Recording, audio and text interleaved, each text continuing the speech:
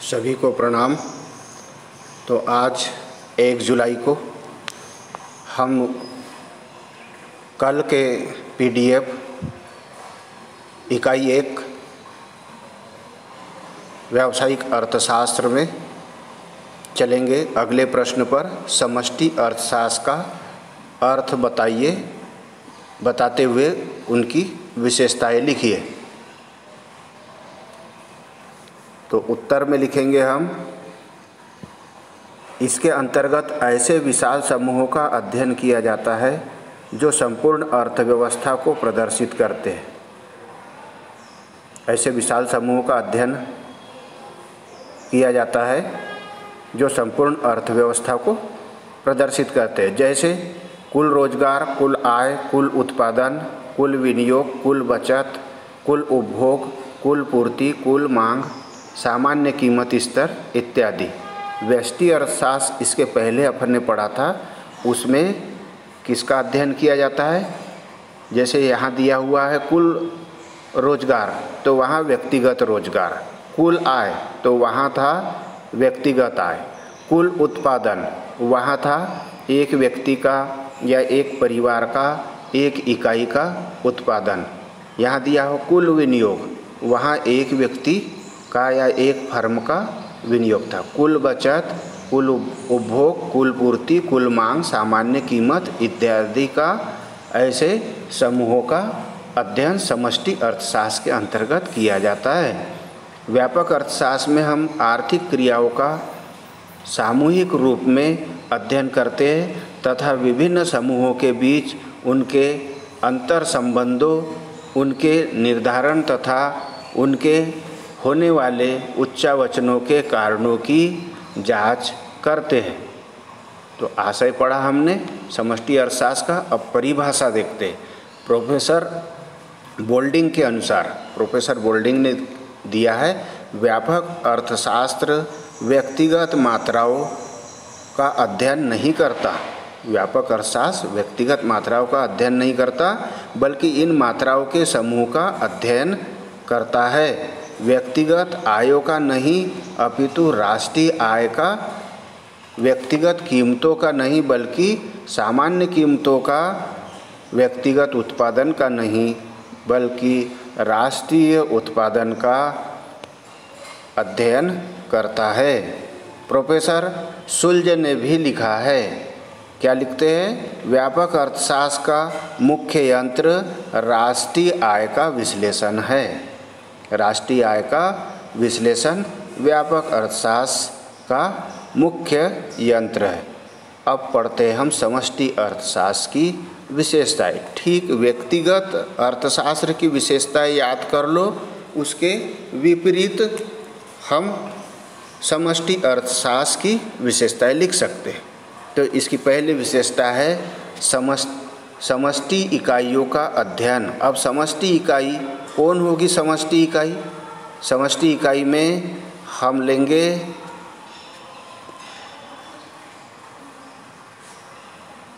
समष्टि इकाइयों का अध्ययन में हम लेंगे समस्त समूह या फर्मों का समूह का अध्ययन। समष्टि अर्थशास्त्र में संपूर्ण अर्थव्यवस्था की समष्टि इकाइयों, संपूर्ण अर्थव्यवस्था की समष्टि इकाइयों जैसे राष्ट्रीय आय, कुल उत्पादन, कुल रोजगार, सामान्य कीमत स्तर आदि का अध्ययन किया जाता है। दूसरा, संपूर्ण अर्थव्यवस्था से संबंधित। तो संपूर्ण अर्थव्यवस्था से संबंधित समष्टि अर्थशास्त्र में संपूर्ण अर्थव्यवस्था से संबंधित नीतियों का अध्ययन किया जाता है। इसके साथ साथ इन समष्टि नीतियों का प्रभाव किसी एक व्यक्तिगत इकाई पर नहीं देखा जाता, बल्कि संपूर्ण समाज पर पड़ने वाले प्रभाव का विश्लेषण ही समष्टि अर्थशास्त्र के अंतर्गत किया जाता है। एक व्यक्तिगत इकाई पर प्रभाव नहीं देखा जाता है, परंतु बल्कि संपूर्ण समाज पर इसका पड़ने वाला प्रभाव इस संपूर्ण अर्थव्यवस्था के अंतर्गत देखा जाता है। अब तीसरा समष्टि आर्थिक चर। समष्टि आर्थिक चर, इसमें हम देखेंगे समष्टि चर वे चर है जिनका संबंध संपूर्ण अर्थव्यवस्था के स्तर पर होता है।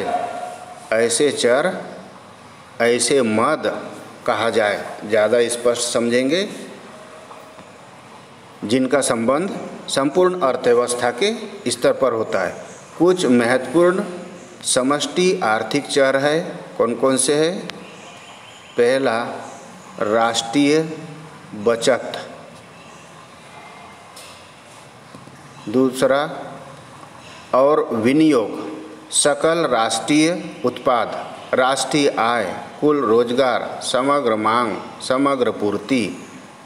तो ऐसे राष्ट्रीय चरों का अध्ययन समष्टि अर्थशास्त्र करता है। समष्टि उपकरण, चौथा समष्टि उपकरण, विभिन्न उद्देश्य की पूर्ति के लिए समष्टि अर्थशास्त्र में जिन साधनों उपकरणों का उपयोग किया जाता है उन्हें समष्टि उपकरण कहते हैं। विभिन्न उद्देश्यों की पूर्ति के लिए समष्टि अर्थशास्त्र में जिन साधनों उपकरणों का, साधनों से तात्पर्य जैसे परिश्रम करने वाला परिश्रमी साधन कहलाता है, तो इसका उपभोग किया जाता है, उन्हें समष्टि उपकरण कहते हैं। प्रमुख समष्टि उपकरण में राजकोषीय नीति, मौद्रिक नीति और आय नीति आते हैं। अगला प्रश्न, समष्टि अर्थशास्त्र का क्षेत्र बताइए। तो उत्तर समष्टि अर्थशास्त्र का क्षेत्र है पहला आय व रोजगार का सिद्धांत, पहला। दूसरा सामान्य कीमत स्तर एवं मुद्रास्फीति का सिद्धांत। तीसरा व्यापार चक्रों का सिद्धांत अथवा आर्थिक उच्चावचनों की व्याख्या। चौथा आर्थिक विकास का सिद्धांत एवं नियोजन। 4 पढ़े। 5वां वितरण का व्यापक सिद्धांत। वितरण का व्यापक सिद्धांत, इसमें क्या आता है? मजदूरी तथा लाभ के सापेक्ष भागों का निर्धारण। इससे आगे चले, उपभोग फलन का सिद्धांत, फिर है विनियोग फलन का सिद्धांत। तो इस प्रकार समष्टि अर्थशास्त्र का के क्षेत्र हुए पहला आय व रोजगार का सिद्धांत, दूसरा सामान्य कीमत स्तर एवं मुद्रास्फीति का सिद्धांत, तीसरा व्यापार चक्रों का सिद्धांत अथवा आर्थिक उच्चावचनों की व्याख्या, आर्थिक विकास का सिद्धांत एवं नियोजन, वितरण का व्यापक विश्लेषण सिद्धांत जिसको मजदूरी तथा लाभ के सापेक्ष भागों का निर्धारण कहा जाता है। व्याख्या करते हैं। नंबर 1, आय तथा रोजगार का सिद्धांत। समष्टि अर्थशास्त्र में राष्ट्रीय आय, उसकी विभिन्न अवधारणाओं तथा उसकी माप की विधियों का अध्ययन किया जाता है। समष्टि अर्थशास्त्र में आय तथा रोजगार सिद्धांत के अंतर्गत किसका अध्ययन किया जाता है? राष्ट्रीय आय, उसकी विभिन्न अवधारणा, उसकी माप की विधियों का अध्ययन किया जाता है। चले, सामान्य कीमत स्तर एवं मुद्रास्फीति का सिद्धांत।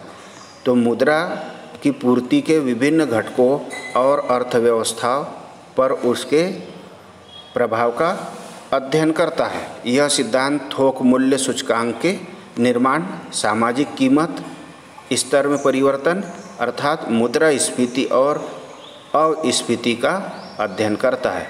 तीसरा, व्यापार चक्रों के सिद्धांत।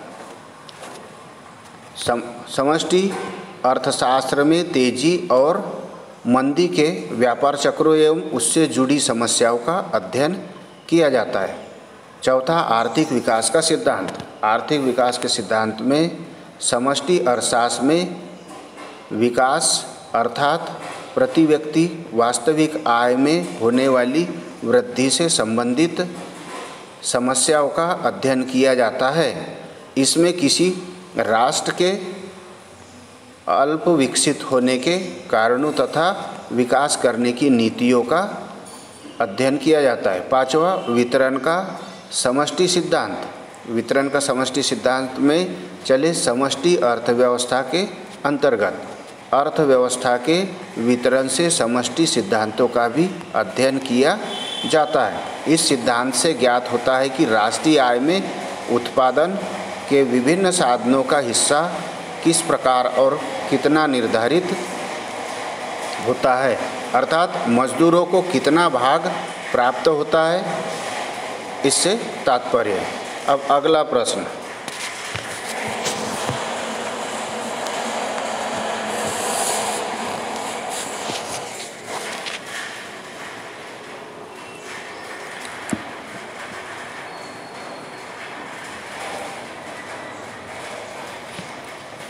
समष्टि अर्थशास्त्र की सीमाएं लिखिए। कौन कौन सीमाएं? पहला, व्यक्तिगत इकाइयों के योग के आधार पर समष्टि अर्थशास्त्र के लिए निष्कर्ष निकालने में खतरा। व्यक्तिगत इकाइयों के योग के आधार पर समष्टि अर्थशास्त्र के लिए निष्कर्ष निकालने में खतरा होता है। कैसा?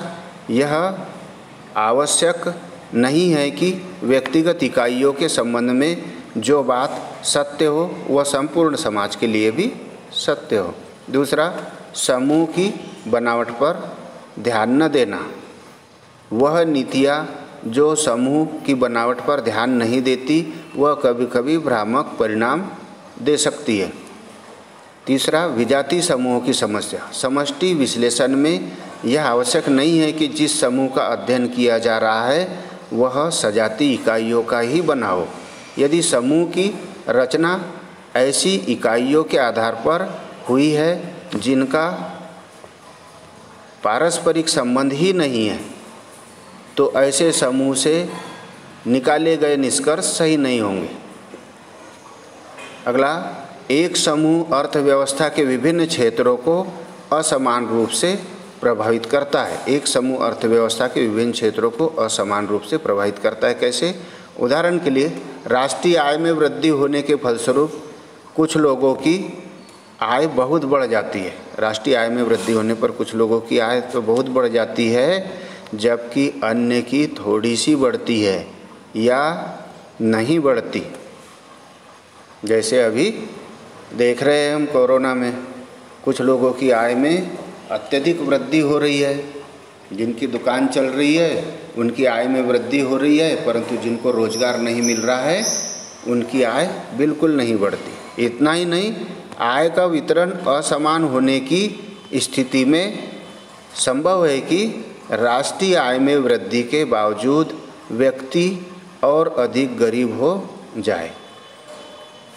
समझा हमने सीमाएं समष्टि अर्थशास्त्र की। अब पढ़ते व्यष्टि एवं समष्टि अर्थशास्त्र में अंतर स्पष्ट कीजिए। यह बहुत ही अधिक इस चैप्टर का प्रश्न है। इसको अगर समझ लिया हमने तो कोई भी प्रश्न इस इकाई के अंदर अगर पूछ ले तो हम इससे उसका जवाब उत्तर बना सकते हैं। इसका इस प्रकार स्क्रीनशॉट ले लेंगे और फिर लिखेंगे। ऐसे प्रत्येक पेज का स्क्रीनशॉट लेते जाए और लिखते जाए। तो पढ़ते हैं। पहला, व्यष्टि अर्थशास्त्र के अंतर्गत क्या होता है? व्यष्टि अर्थशास्त्र में व्यक्तिगत स्तर पर आर्थिक समस्या का अध्ययन किया जाता है। व्यक्तिगत स्तर पर आर्थिक समस्या का अध्ययन, जैसे एक उपभोक्ता, एक उत्पादक, एक फर्म। समष्टि अर्थशास्त्र में संपूर्ण अर्थशास्त्र की आर्थिक इकाइयों का अध्ययन होता है। इसमें संपूर्ण अर्थशास्त्र की आर्थिक इकाइयों का अध्ययन होता है। राष्ट्रीय आय, कुल उपभोग, सामान्य कीमत स्तर। दूसरा, व्यष्टि अर्थशास्त्र में व्यक्ति और व्यक्ति के व्यवहार का अध्ययन होता है। व्यष्टि अर्थशास्त्र में व्यक्ति और व्यक्ति के व्यवहार का। समष्टि अर्थशास्त्र में समाज और समाज के व्यवहार का अध्ययन होता है। तीसरा, व्यष्टि अर्थशास्त्र इस मान्यता पर आधारित है कि समष्टि प्राचल स्थिर रहते हैं और समष्टि अर्थशास्त्र में व्यष्टि प्राचलों को स्थिर मान लेता है। व्यष्टि समष्टि के प्राचलों को स्थिर मानता है और समष्टि अर्थशास्त्र व्यष्टि प्राचलों को स्थिर मानता है। चौथा, व्यष्टि अर्थशास्त्र के एक वस्तु की कीमत के निर्धारण का अध्ययन होता है। व्यष्टि अर्थशास्त्र में एक वस्तु की कीमत के निर्धारण का अध्ययन होता है और समष्टि अर्थशास्त्र में सामान्य कीमत स्तर का अध्ययन होता है। पांचवा, व्यष्टि आर्थिक समस्याओं के निदान में कीमत संयंत्र अर्थात मांग और पूर्ति बलों की क्रिया निर्णायक होती है।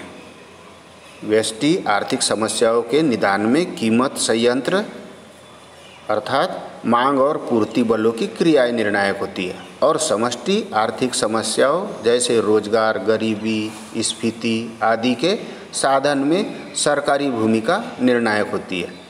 छठवां, व्यष्टि अर्थशास्त्र पूरे समग्र संपूर्ण अर्थव्यवस्था के अंश का अध्ययन करता है। व्यष्टि अर्थशास्त्र पूरे समग्र संपूर्ण अर्थव्यवस्था के अंश का अध्ययन करता है। व्यापक अर्थशास्त्र समग्र का अध्ययन करता है।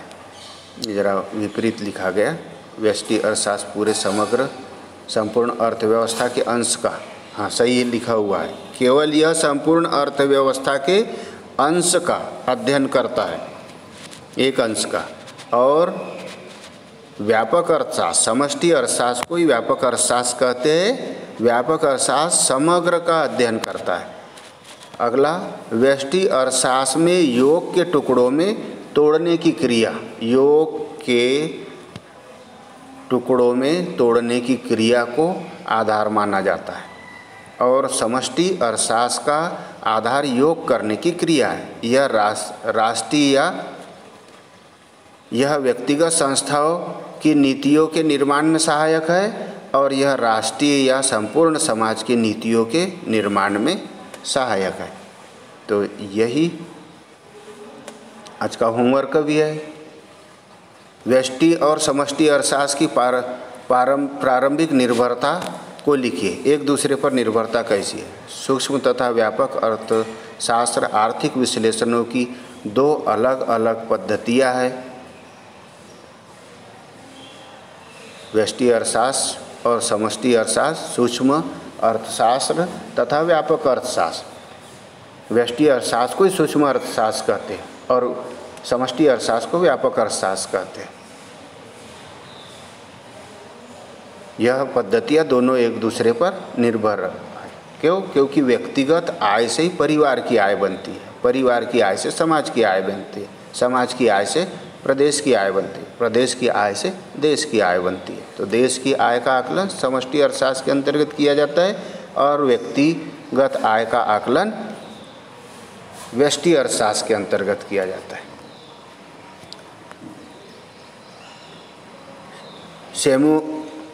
सैमुअल्सन ने लिखा है, वास्तव में सूक्ष्म अर्थशास्त्र तथा व्यापक अर्थशास्त्र के बीच कोई विरोध नहीं है। यदि आप इनमें से एक को समझते हैं और दूसरे के बारे में अनभिज्ञ रहते हैं तो आप अर्ध शिक्षित हैं। दोनों प्रणालियों की परस्पर निर्भरता को स्थापित करने में निम्न उदाहरण दिए जा सकते हैं। कैसे परस्पर निर्भर है? नंबर 1, सूक्ष्म आर्थिक विश्लेषणों की समष्टि आर्थिक विश्लेषण पर निर्भरता। सूक्ष्म आर्थिक विश्लेषण की समष्टि आर्थिक विश्लेषण पर निर्भरता कैसी है? उदाहरण के लिए, पहला, लाभ की दर का निर्धारण। लाभ की दर का निर्धारण हम सूक्ष्म आर्थिक विश्लेषण के आधार पर समष्टि आर्थिक विश्लेषण पर है।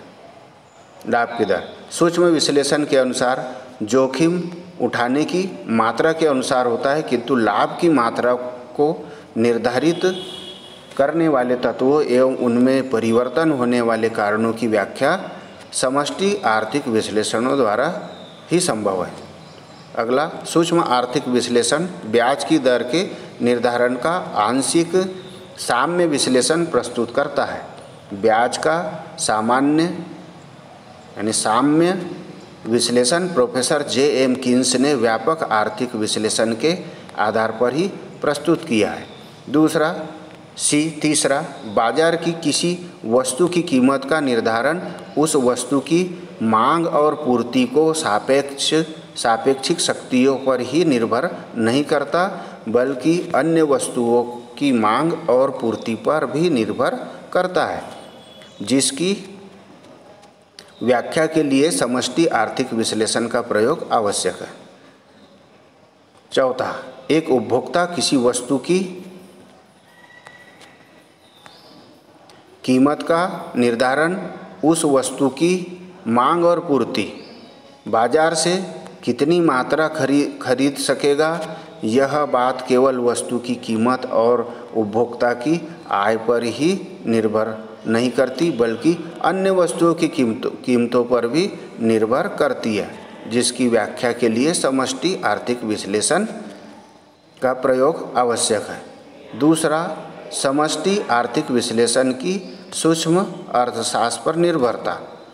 तो जब तक व्यक्तिगत इकाइयों की जानकारी प्राप्त नहीं होती, तब तक व्यापक स्तर पर आर्थिक निष्कर्ष नहीं निकाले जा सकते। उदाहरण के लिए, राष्ट्रीय आय ज्ञात करने के लिए व्यक्तिगत इकाइयों की आय का ज्ञान होता है। अगला, सामान्य कीमत स्तर की विवेचना में वस्तु एवं साधनों के कीमत सिद्धांत का विश्लेषण आवश्यक है। व्यक्तिगत आर्थिक क्रियाओं का योग ही अर्थव्यवस्थाओं की आर्थिक क्रियाओं का निर्धारण करता है। उपभोग, बचत, विनियोग, रोजगार आदि का निर्धारण व्यक्तिगत आर्थिक क्रियाओं पर आधारित है। आर्थिक क्रियाओं तथा अनार्थिक क्रियाओं में अंतर लिखिए। आर्थिक क्रिया और अनार्थिक क्रिया में अंतर पिछले वर्ष भी आपने पढ़े कक्षा 11वीं में। चलो एक बार रिवीजन कर लेते हैं, यह 12वीं कक्षा में भी आता है। नंबर 1, आर्थिक क्रिया। मनुष्य की वे क्रियाएं जिनका उद्देश्य धन कमाना है या जो मुद्रा रूपी मापदंड से मापी जा सकती है, आर्थिक क्रियाएं कहलाती है। अनार्थिक क्रियाएं मनुष्य की वे सब क्रियाएं जिनका संबंध धन से नहीं है या जिन्हें मुद्रा रूपी मापदंड से नहीं मापा जा सकता, अनार्थिक क्रियाएं कहलाती है। दूसरा, एक श्रमिक का मजदूरी पर खेत में कार्य करना आर्थिक क्रिया है। श्रमिक मजदूरी के लिए खेत पर कार्य करता है, आर्थिक क्रिया है। माँ द्वारा पुत्र की देखभाल करना अनार्थिक क्रिया है। शिक्षक का स्कूल में पढ़ाना आर्थिक क्रिया है। शिक्षक द्वारा अपने पुत्र को घर पर पढ़ाना अनार्थिक क्रिया है। नर्स द्वारा अस्पताल में रोगियों की देखभाल करना आर्थिक क्रिया है। विद्यार्थियों द्वारा शाम को क्रिकेट खेलना अनार्थिक क्रिया है।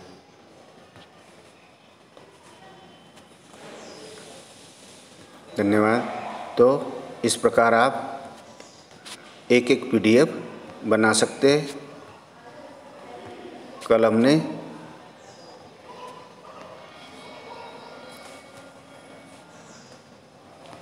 यहाँ तक समझ लिया था, 5 अध्याय तक। आज यहाँ समझेंगे। इसका PDF बना लेंगे, इसका स्क्रीनशॉट ले लेंगे, इसका भी स्क्रीनशॉट ले लेंगे,